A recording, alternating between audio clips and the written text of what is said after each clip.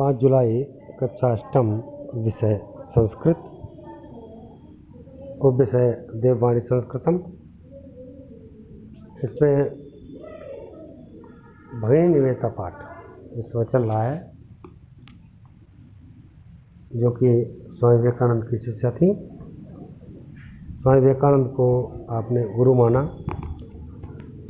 इससे पहले पाठ का हिंदी अनुवाद आप लोग पढ़ चुके हैं, समझा भी होगा। भगिनी निवेदिता। अब देखिए,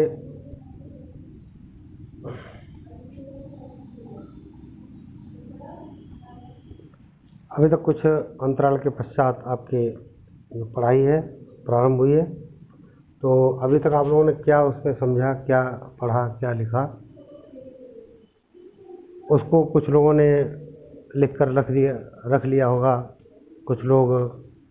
कुछ भैया बहन ध्यानपूर्वक पढ़ रहे होंगे, कुछ नित्य प्रति स्वाध्याय कर रहे होंगे, नित्य प्रति अध्ययन कर रहे होंगे और लगातार याद भी करते जा रहे होंगे। तो अंतर क्या होता है, इसमें मार्किंग जो होती है, मूल्यांकन होता है, तो उनके अच्छे अंक आते हैं। तो क्यों न सभी के अच्छे अंक आएँ, सभी भैया बहन अच्छे अंक प्राप्त करें। इसलिए लगातार जो भी पढ़ाया जा रहा है उसे आप लोग व्यवस्थित करके लिखते रहें, पढ़ते रहें और समझते रहें, साथ साथ याद भी करते रहें। ठीक है, क्योंकि केवल लिखना लेना ही पर्याप्त नहीं होता है। अब भगिनी निवेदिता पाठ का जो अगला गद्यांश प्रेषित कर रहा हूँ, 2 गद्यांश है इसमें, तो उनका हिंदी अनुवाद भी आप लोगों को करना है।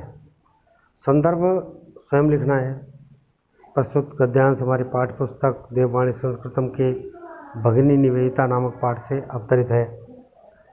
तो इसमें गद्यांश पहला कुछ इस प्रकार से है, देखेंगे। भारतीय स्वतंत्रता संग्रामे सा अप्रत्यक्ष रूपेण स्वसेवां सहयोगं च अददात्।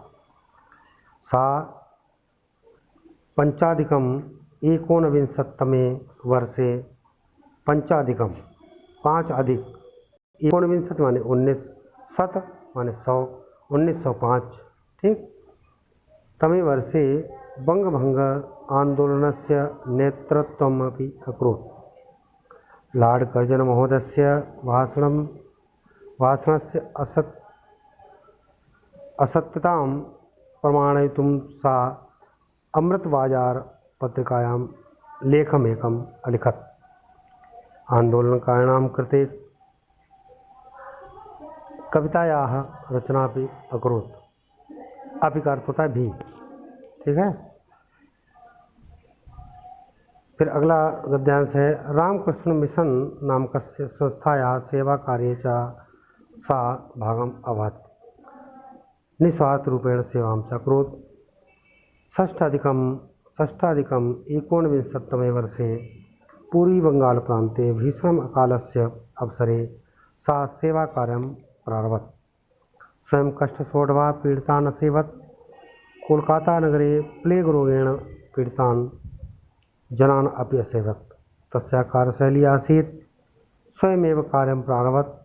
जनाः अवश्यमेव आगमिष्यन्ति इति। सा भारतीयैः कृतैः अपमानम् अपि असहत्। भगिनी निवेदिता पाठ का जो गद्यांश है उसका संदर्भ पूर्व में बताया गया है और सारे संदर्भ एक समान ही, एक पाठ के एक समान होते हैं। तो इसलिए संदर्भ में लिखेंगे। प्रस्तुत गद्यांश हमारे पाठ्य पुस्तक देववाणी संस्कृतम के भगिनी निवेदिता नामक पाठ से अवतरित है। हिंदी अनुवाद कुछ इस प्रकार से है। भारतीय स्वतंत्रता संग्रामे सा अप्रत्यक्ष रूपेण स्वसेवां सहयोगं च अददात्। भारतीय स्वतंत्रता संग्राम में उन्होंने अप्रत्यक्ष रूप से अपनी सेवा और सहयोग दिया या सेवा और सहयोग किया। सा माने उन्होंने सन 1905 पंचाधिकम एकोनविंशततमे वर्षे उन्होंने सन 1905 ईस्वी में बंगभंग आंदोलन से नेतृत्वमपि अकरोत्। बंगभंग आंदोलन का नेतृत्व भी किया। लॉर्ड कर्जन महोदय से भाषण से असत्यतां प्रमाणयितुं सा अमृतबाजार पत्रिकायां लेखमेकम् अलिखत्। लॉर्ड कर्जन महोदय के भाषण को असत्य प्रमाणित करने के लिए उन्होंने अमृत बाजार पत्रिका में एक लेख लिखा। लेखम एकम माने एक लेख, लेखम एकम माने एक लेख लिखा। अलिखत लिखा। आंदोलनकारिणां कृते कवितायाः रचनापि अकरोत्। आंदोलनकारियों के प्रति कविताओं की रचना भी की। अपि माने भी, रचना अपि, रचनापि लिखा है तो रचनापि, रचनापि का अर्थ है रचना भी, ठीक है, रचना भी की। फिर है अगला, रामकृष्ण मिशन नामक संस्थाया सेवा कार्य सा भागम अवत। रामकृष्ण मिशन नामक संस्था के सेवा कार्य में उन्होंने भाग लिया। अवत का अर्थ है भाग लिया। भागम अवत, भाग उपस्थित हुई या भाग लिया, ठीक है। निस्वार्थ रूपेण सेवाम चक्रोत, और निस्वार्थ रूप से सेवा की, किसी प्रकार का कोई स्वार्थ नहीं था।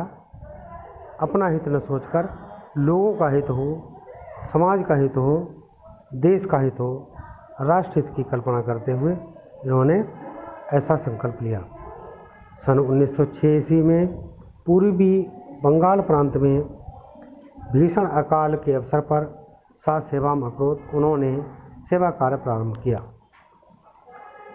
स्वयं कष्ट सोढ़वा पीड़ितान असेवत, स्वयं कष्ट को सहते हुए पीड़ितों की सेवा की।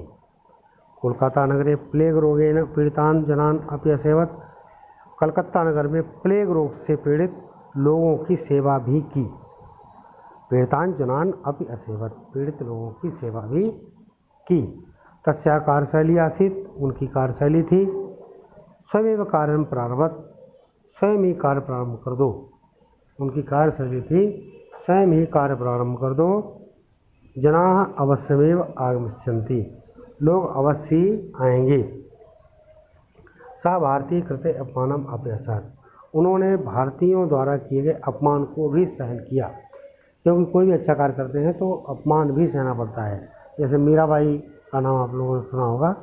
मीराबाई प्रभु श्री कृष्ण की अनन्य भक्त थी, और उनकी भक्ति से उनके जो ससुराल वाले थे वह प्रसन्न नहीं थे, तो उन्होंने कई बार अपने भजन भी सुनाए। विष का प्याला राधा जी ने भेजा, पीवत मीरा हाँसी रे, पग घूंघरू बांध मीरा नाची रे, है ना।